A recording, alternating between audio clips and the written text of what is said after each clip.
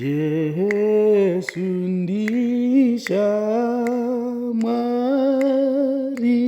yedu anotida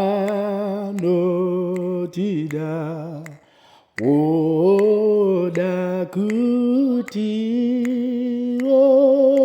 opafadza anotida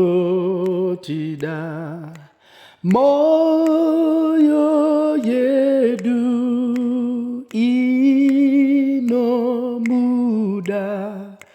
yoda kushongedzwa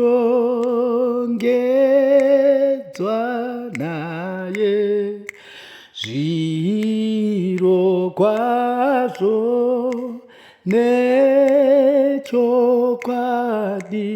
Amen. Anotida.